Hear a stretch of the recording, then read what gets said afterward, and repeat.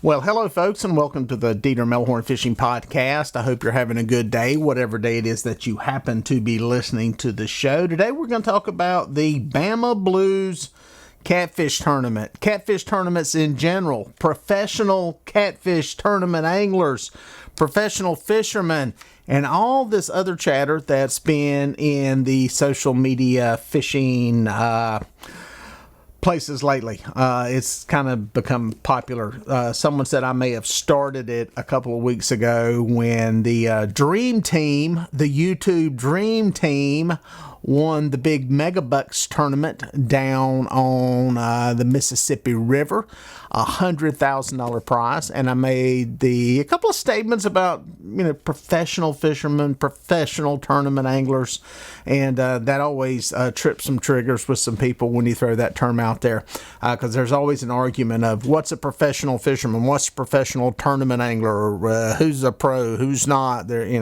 So we're going to talk a little bit about that, some of the stuff that's been coming out. Part of it, what got it going lately, I'm not sure what, again, was the catalyst for this, but there's been a long standing tournament down on Wheeler Lake Wheeler, that takes place, usually it's about the first weekend in January every year. The Bama Blues, Winter Blues, I think was the name of it for a while. Winter Blues on Wheeler, Bama Blues. It's been kind of a landmark tournament, so to speak. It's been one that's been around for a while. It's one that can be plagued by weather, bad weather, bad stuff going on down there because of the weather, the cold, the wind, the storms, the fronts. It's just been an interesting tournament, one that gets a lot of attention and a lot of anglers, and I think some stuff changed around with the ownership over a few years, and some stuff shifted and changed. The bottom line is now Twisted Cat Outdoors runs it, and Alex Nagy and his group of people that have taken over and are running it, and he does a great job with tournaments, does a great job with trying to create a show, trying to create something that I've talked about for a while that becomes more of a spectacle besides just the fishing. And I've been saying for a while, that's what the tournament world needs, and trying to do that. He did something this year that I think ruffled some feathers of some people.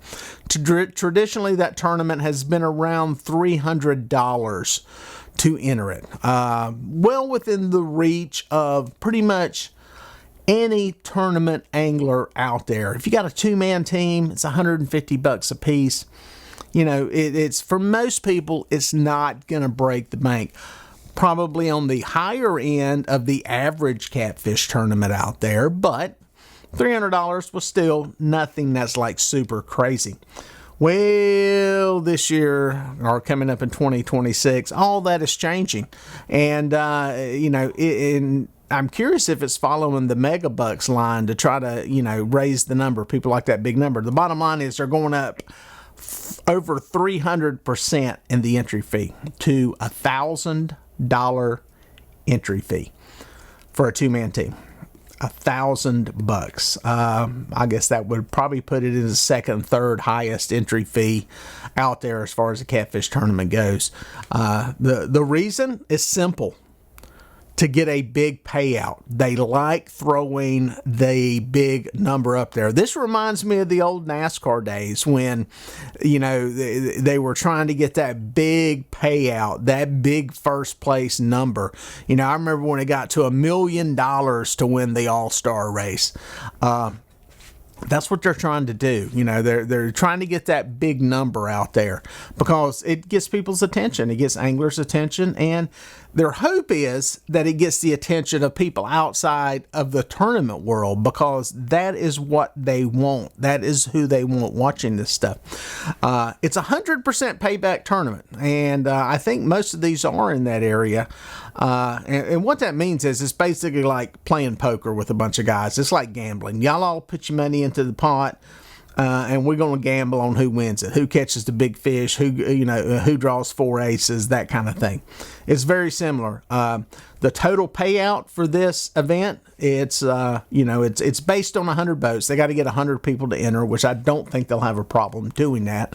But the payout, this $100,000 payout, is based on that. If it goes over that, the payout will be higher. But the bottom line is the angler is angler funded, is what it comes down to. Now you ask yourself, well, are they just doing this tournament for free? No, they're not doing this tournament for free. Most of these organizations that do this with the 100% payout, they're getting paid, and they're getting paid handsomely to do it, as they should, whether it be from the sponsors of the tournament. A lot of these tournaments will have, signature sponsors on board. And also, a lot of people don't realize that they're paid by the town that these things are held in. Most of these towns, cities, communities, counties, whatever the case may be, have travel and tourism money. That money comes from usually taxation that is put on hotels and food, lodging, that kind of stuff in that county. Some of it's funded by the state, but they have hundreds of thousands of dollars of this travel and tourism money sitting around. That money is paid to somebody like a Twisted Cats, or a Mississippi River Monsters, or a King Cat, to come there and put on this tournament. The belief and thinking is that it will bring people into that area to come visit, to come stay. It's bringing people into that area for this tournament that have to pay money for lodging, food, gas, groceries, that kind of thing. And the hope is, the big vision, their reason for gambling on it is that people will return. People will see this tournament and want to come there and go fishing. So that's where they make their big money at. That's where the tournament directors make it. As for what goes on with the anglers, listen, if you've got $1,000 to throw away, it's really, it's up to them. There's the argument, does it grow the sport? I don't know that it grows the sport. I think it actually may hurt the sport, because you're creating a separation. Okay, in my opinion, you're creating a separation from the haves and the have-nots. The haves and the have-nots. The people who have the money, usually they make more money. There are some real gamblers out there that barely got it and still go try, but most of these people have money. I've discussed that before. Most of these people that are on this traveling circuit have some disposable, discretionary income that they can play with. I'm not saying they're filthy rich, but they're making well into the six figures a year, and this kind of money, $500, $1,000, heck, $5,000 in a tournament, they could probably set it on fire outside their hotel room in Decatur, Alabama, and they'd never miss it the next day. So, and there's nothing wrong with that. It's what makes America great. It's what provides jobs for people. These people, a lot of them are making money because somebody else is working for them and making this happen. So, not all of them. Again, not all of them, but this is I don't think it's going to help grow the sport. Don't necessarily know that we need to grow the sport. I think the smaller tournaments do a much better job of that. I think the ones that have a reasonable $100, $120 entry fee do much more for the sport, make it much more affordable and accessible to people who may be interested in tournament fishing than these tournaments. These tournaments are designed to make money for the people who put them on, and that's a good thing. That's free enterprise. That's what America is based on. That's who these tournaments are designed for, and the high stakes folks that participate in them. That is why you don't see as many of them as you do the smaller tournaments. I think the smaller tournaments are the foundation of the fishing sport, the catfishing especially. Again, another analogy to NASCAR. It's very similar. Your grassroots, small tracks, dirt tracks, those are where the true racing takes place. To get into these upper end ones, these $500,000, $5,000, $2,500 entry fee tournaments, that's your NASCAR Cup Series stuff. That's the top of the food chain. And in that case, just like in the fishing world, you kind of have to bring your own money to make it. You kind of have to bring your own money, your own sponsors to kind of make it and compete there. And it is an elitist level. That's a dirty word in a way because it makes somebody sound better than somebody else, but it is an elite level. And the one thing that pricing it this way does is it weeds out some of the riffraff, for lack of a better term. It weeds out some of those people, and bass does this in the bass fishing world. Not just anybody can enter one of the major league bass tournaments out there or one of the top food chain bass tournaments. You have to qualify to do it. You have to be a qualified angler, because what the pros don't want is somebody just rolling up in there, throwing down the money and coming in and beating them. These guys who have committed to fishing an entire tournament, an entire series, don't want that. They want kind of a little segregation of their group of people segregated over here, that these are the ones who can do this, and these are the ones that, we want competing, that we want to compete against. No different than the NFL or any other sport that has, it's just not anybody can form a team. You have to be a part of that. It's starting to go that way a little bit in the catfish world with some of the tournaments. Not to a major extent, but you're seeing some of that shift go, and it's money driven. And, again, should it be stopped, banned, protested? No, absolutely not. This will find its own way. This will find its balance. Maybe it may be a thing that raises it as far as in, exposure and presence and that kind of stuff. I think that'll have more to do with what is done as far as creating a show and creating entertainment out of it than it will be the payout.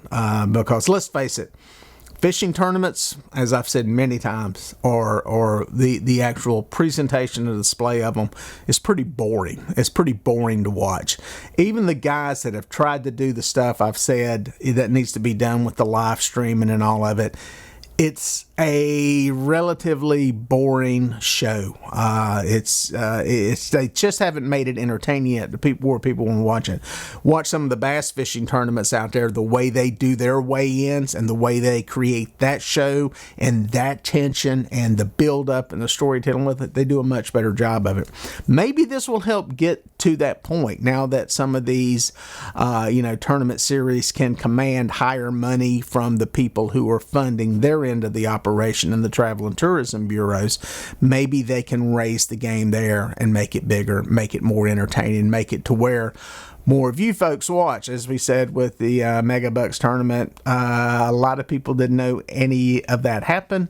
Any of the YouTube Dream Team won it until I put out a podcast about it, because there was just very little exposure and dissemination of information about it. So I think, for the most part, you can relax. This isn't the end of the world. This isn't the next great thing. This is just an evolution that is, taking place, at least in this series of tournaments. I think as a tournament fisherman, if you're interested in getting into tournaments, there's plenty of smaller tournaments out there. I know in our area we have at least 3 of them that are running. So there's plenty of opportunities to get into a tournament and compete if that's what you think makes you a better angler for $100. Some of them $80, $120. You can do it at a very affordable price. So I think this is a entertaining, interesting spectacle to sit back and watch, see how it unfolds, see what they do with it, see if they can take it to the next level, or if, it'll just continue to tread water. I think it's cool that somebody's taking a chance and doing this and putting the effort into it and trying to make it happen. Again, the thing I've said before, you got to make it entertaining if it's going to work on a broader spectrum than just the tournament anglers. And I think that's the end goal in the real money making in all of this, is all of this has to appeal to a bigger audience than the folks who show up at the tournament, because that's very, very limiting. So anyway, that's my take on it. I think it's interesting. I'm glad to see there's some chatter about it, some people talking about it. And we'll see what happens with it. It's January 4th. Decatur, Alabama. You know, get your buddies, scrape up $500, $1,000, whatever it's going up to. I think it's 1,000 now. Sorry, I'm losing track with all these numbers I had written down. And go enter the tournament. You know, Twisted Cat Outdoors puts it on. They've got a website. You can check it out, and it'll be interesting to see how it unfolds. Dress warm. It is the weekend after Christmas there, or less than a week, or just barely after Christmas. So probably going to be cold, even in Alabama. And but the lakes won't be frozen, so you can get out and fish. So anyway, that's it for now. We'll catch you guys out in the water.